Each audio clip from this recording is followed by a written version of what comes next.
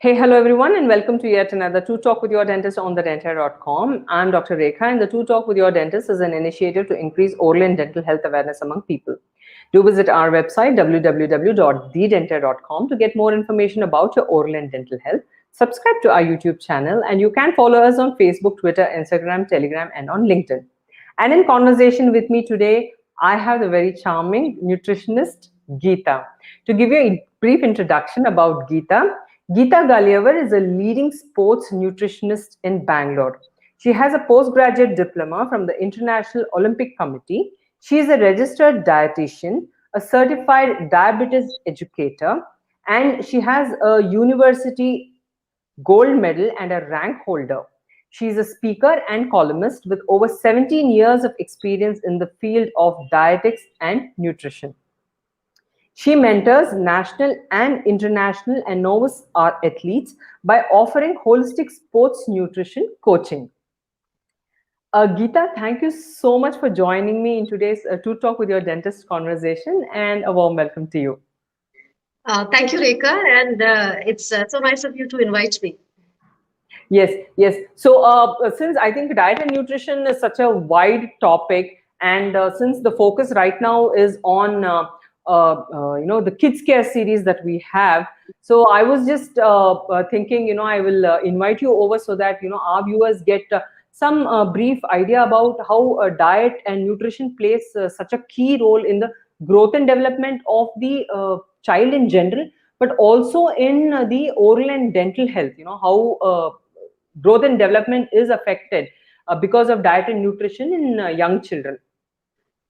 So, Absolutely. yeah. Since calcium plays such a key role in the formation of bones and teeth. I just thought, if you could share your expertise knowledge with our viewers about the role of calcium in the growth and development of the child, especially in that age where the milk teeth have grown or they are erupting into the mouth, and also at that time when the milk teeth are falling off and the permanent teeth come, what we call as a mixed dentition phase. So, say in the range of 2 to 12 years of age, how calcium plays such a key role. Already said, I think it's vital to have adequate food which are, rich in calcium. So not just bone and teeth, and even with physical activity, muscle contraction, it itself involves calcium. So the recommended guidelines are anywhere between 700 mg upwards, and it could be in the prime pre-puberty or puberty years. It could even touch 1,300 mg of calcium, which is on equivalent or par to what a pregnant or the lactating mother would take. So the maximum bone formation or ossification occurs in these, teenage years, and I think diet rich in calcium is extremely important, because after about age of 20, when the growth has ceased, or it comes to cease, so you will only have maintenance thereafter. So you will have to ensure that the maximum utilization of calcium happens in these important years. Yes, yes. So most of them, I think, public by now, they are aware of the fact that the child needs to take a calcium-rich diet, and I think it's a very common knowledge today. That they know dietary, dairy products like milk and milk products, and eggs, and that is for vegetarians, and also people who are non-vegetarian. They have their sources of dietary calcium. But I think there is something what we call as bioavailability of this calcium in the body. So I think that is something most of them are not aware of. So if you can kind of elaborate on that and tell them what exactly it means to have a food where calcium is actually made available to the body. Totally. I think this is a lovely point you touched upon, and a layperson, and commonly, I'm sure many mothers are not aware. The notion is that dairy and milk is extremely important for growing children, being that calcium and for bones and teeth. So many mothers do not realize that though dairy is the richest source of calcium, the bioavailability or the absorption of the calcium from it itself is just 30%. So there are far more better nutrients or better food sources that offer higher absorbable calcium form. So if we say a glass of milk and a big serving of even quarter liter may give us 250, 300 mg of calcium, when we say that only 30% may absorb, that leaves us with less than 100 mg of calcium, where what you would need probably in a day is over 1000 mg a day. So I think to understand that there is calcium beyond milk source is, I think, important to also look at other options for especially those children who may not really enjoy drinking milk. So if you see in the coming minutes, we may talk about certain other important food sources where the absorption of calcium can be even more as 50 or 60%.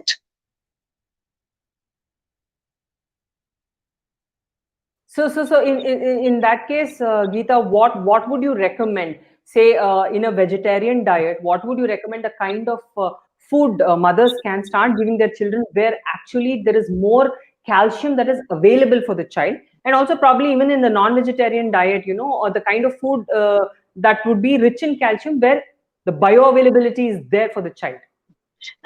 Totally. So, like we say, variety is the spice of life. I think for those who consume marine food, I think sardines, salmon, mackerel, these are awesome fish.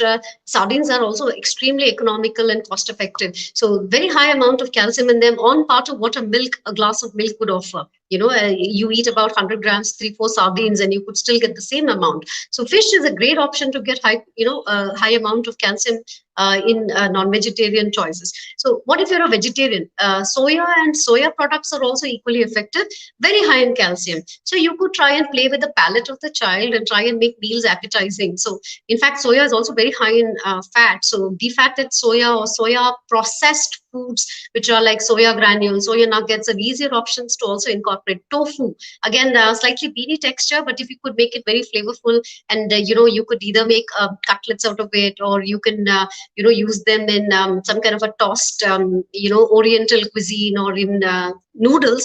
Tofu is equally good. So dark green leafy vegetables, so people think spinach is always or palak. Our own palak is very commonly used in many households, but of course our other cousins like kale and bok choy. So kale has got a slightly bitter taste, so may not appeal to all kids unless until you make it quite appetizing and use them in wraps or sandwiches. So that's a good option to use. A very high bioavailability or absorption from these. So even 50 to 60%, as I suggested.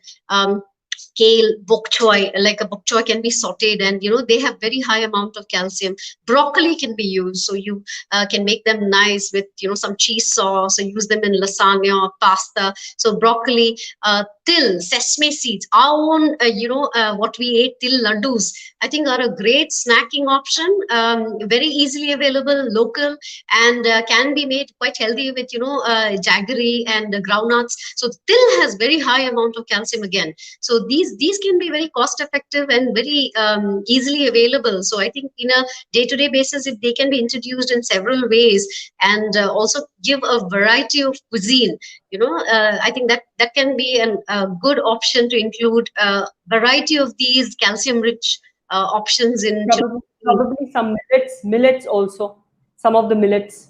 I'm not really sure right now which millet is very rich in calcium, but millets, of course, they have higher protein in them, and whole grains have very high amount of phytate. So fermenting them, soaking, rinsing them. So these kind of options are better when you process whole grains. So okay. Of course, a variety diet is definitely rich. Millets, when you say ragi, of course, finger millet. Yes. So ragi is quite high in calcium, but I think we'll discuss, what about food combinations that can improve calcium absorption?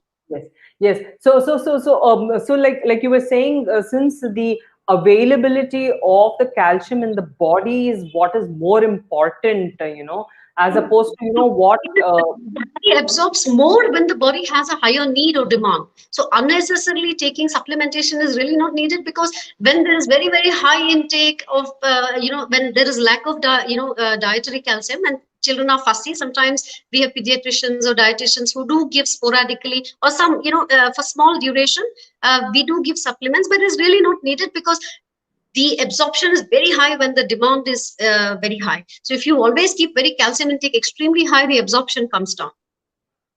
Okay, okay. So, so Geeta, what would you suggest? I think these days in the market, there is something called as fortified foods that will be available. You know, they make claims. You know, the manufacturer, you know, of any of these food supplements, they claim that the food is fortified with. Certain nutrients. So, would you recommend this kind of a food for a growing child? Yes, I think unfortunately, marketing and media has a very strong influence on children. There's always a very famous celebrity or a sports star, or a cartoon character that is often used to allure these young minds. But unfortunately, sometimes we have to take it with a pinch of salt. Fortification, yes, can be a value addition if it's a fussy eater, or there are challenges of inadequate dietary intake. So they can just kind of augment or add value if there is a deficiency or there is an inadequate intake through food.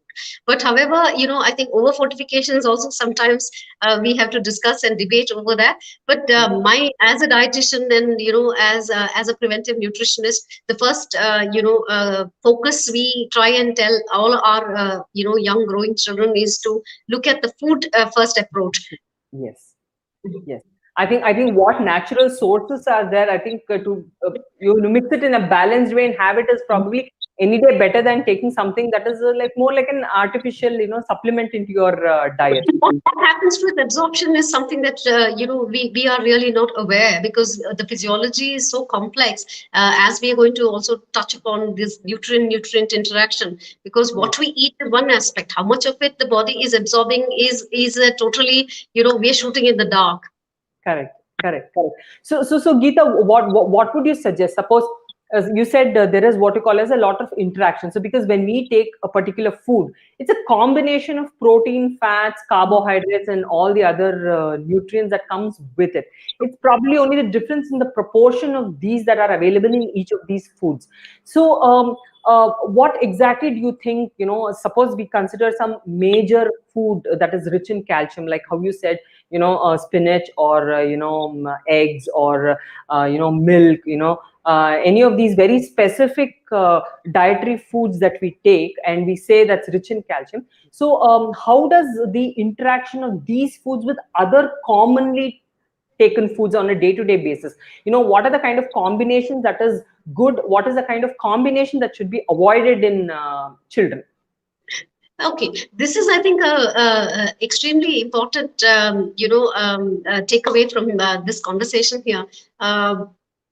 Many times, I think a layperson does not understand there is food interaction. When we eat, say, for example, we just talked about spinach, but spinach is so high in oxalates. These are certain nutrients that may not be favorable to the absorption of other nutrients. So oxalates are very high when there's the very high fiber content. So spinach, how much of the calcium, though it's very high in calcium, how much of the calcium is being absorbed because there are oxalates? Like you talked of ragi again, very high fiber. So phytates, the whole grains are very rich in these fibers, or though they have other important roles to play, but because of the nutrient interaction, they will come down. Say, for example, our Indian community is very used to having tea, coffee along with food. Even during lunch, not just breakfast. You typically finish either breakfast or a meal, and some of them like to finish it off with tea and coffee. So what about the caffeine and tannins in them? They do interact with one another, they chelate. And our meals are very, with COVID, I think it's been an immense advantage that, Indians have seen better recovery to COVID, are not able to succumb, because our Indian spices, our herbs are very, very helpful in helping helping support immunity.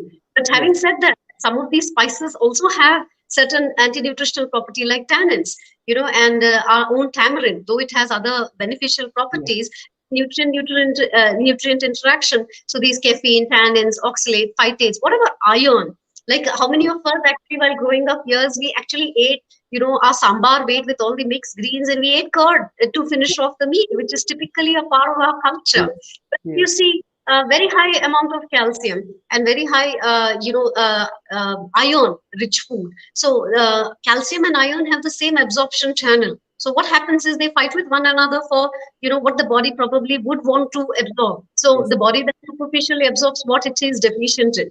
Yes. So calcium and iron also interact with one another. So maybe what is the best thing to do? So like I already suggested with millets, ragi. So soaking them or fermenting them. These are better options to reduce these anti-nutritional properties. What do you do with tea and coffee? How do you interact, minimize the interaction between these nutrients? So best is to give about 1 hour gap minimum, whenever possible. So give about 1 to 3 hours of gap, because then you have to have the time for the absorption, and not just that, also to have the good state of your gut, your use of probiotics, fermented foods. Acidity, which is basically acids in the stomach itself, is needed for absorption of calcium. Yes. And so unnecessarily, binging in junk food, and then kind of looking at other antacids and other ways of, cutting out acid, formation is not going to be helpful. So there are many ways we can enhance the calcium absorption. Okay. Uh, Okay. yeah. So also, if you eat something very rich in iron, it could be, like I said, dark green leafy vegetables. Then you can kind of ensure that if you are, giving a milk or paneer in another meal. So spacing iron-rich food and calcium in, similar with the supplement. It's, spacing them, or kind of timing them in different meals can be helpful. So Geeta, what would you suggest? Say, suppose if I consider a child in age group of say 7 to 12 years, suppose, because that's the age where physical activities have started and the child is a little more active physically, as well as doing other activities. Typically, how would you describe the 3 or 4 meals a day a child in this age group should be taking? The calcium-rich foods. Yes, the calcium-rich foods. In terms of calcium-rich foods, so which part of the day would be better to give the child a little more calcium-rich food? Okay. Something like that, like a very generalized diet plan kind of a thing. This is very interesting. I had kind of not dwelt too much on this notion, but I think, see, calcium itself is quite a complicated nutrient, because calcium, you need a very high amount of vitamin D for its absorption. So if you're now, it's vitamin D itself is a pandemic. So you have to ensure that even my youngest athlete was 8.5 years when he was a swimmer, and from anywhere, and I'm seeing age group upwards anywhere beyond 60. So if you see the commonality between this age group is even a young athlete is deficient versus somebody who is also elderly is deficient. So I think it's not more so with the timing per se, because I think growing children are have quite a packed schedule with school and so many other activities, and if they also into physical activity in terms of sport, so they have a chock block. So I wouldn't emphasize too much on when to take the calcium. I know that larger doses and one shot may not be very, very fruitful, because we know that the body can absorb, say, a minimum amount in a given shot. So I would say stick with what is convenient for the child and doable, more simple, realistic goals. Okay, 1 glass of milk there, a slice of cheese in, a sandwich or a wrap. Try and include some vegetables in any of the meal which is possible. It could be like your til laddus for snacks, which we discussed. So, but in addition to that, calcium itself needs vitamin D, then vitamin K. Now, Yes. vitamin K, again, dark green leafy vegetables are a great source. Calcium and phosphorus you need in the ratio 2:1, and that milk is a great, combination. Ideally, 2:1 ratio is already present. And what about magnesium? Yes. So magnesium is extremely vital for calcium metabolism. So just having a good varied balanced diet where you eat a lot of nuts and seeds, which give you, like almonds, not just rich in, calcium again, but also very high in magnesium. So just Yes. include, a varied diet, and incorporate all these food groups and have a mixed meal. And I think, as I mentioned, you know um, what we culturally practice, I think we, as long as we can continue our traditional practices, I think that's great. That's great. That's great. That's great. I know. I know. I think since diet and nutrition itself is such a vast subject, and like you said, how you cannot just take only one ingredient and say we'll talk only about that. like how interactions happen and how each one nutrient is going to affect the performance and the absorption and the interaction that happens between these. It's like a pretty complex kind of a structure. But I think, like the way you said, I think parents and mothers, especially, since they are the primary caregivers for the child, and they are the ones who take care of the diet and the nutrition of the entire family as such. I think what they should be aware is about, the bioavailability aspect. I think that's really important. So I think they should kind of take a little care and plan about this when they give each meal to their child. Oh, So, absolutely. and I think in this we can kind of stick to our traditions a little more, because I think it's a very time-tested combinations that are there in our entire menu list, I think. Absolutely, Rekha, because we did not have research articles and evidences to kind of, prove to them to say that these were the correct practices. But I think now we are, I think, going back to them with Yes, the justification that there's so much that we know today and yes. traditionally were practiced.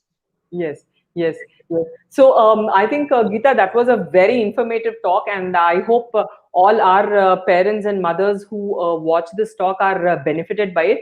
And it was really interesting. And like you said, I think this was, I wouldn't even describe like tip of the iceberg. I think it was just like a dot we just touched upon today, and just like one little topic on calcium. And I think there is so much more still to talk about, when it comes to diet and nutrition, and especially related to dental health, because again, dental health again involves not just dental health but also oral structures, jaw structures and growth and development. And so much happens, during pregnancy itself, when the fetus is developing in the mother. And I think there are so many more topics that we can touch upon, and I really hope, I'll be able to get in touch with you, and you'll be able to take some time off from your busy schedule and join me again for another talk to share your knowledge with our viewers. Absolutely, anytime, Rekha. And that will be a pleasure. Yeah, thank you. Thank you so much for joining me today, Geeta. Thank you so much. Most welcome. And it was indeed a pleasurable, conversation. Thank you. Good Thank day. you. Good day. Good day. Viewers, that was our dietitian and nutritionist, Geeta, who did talk to us about calcium and the dietary calcium and the bioavailability of calcium. And since it is such a vast subject and we cannot cover all the topics in one single talk, I hope I can get back to you all with subsequent talks on this topic. But in case you have any doubts or queries that and you would like to know more about diet and nutrition, you can get in touch with us and we will get back to you on that. And if you would like to contact Geeta, her detailed descriptions is given in the description box below. So until next time that I come back with another expert on the this topic of oral and dental health, keep smiling, stay safe, and be happy. Thank you.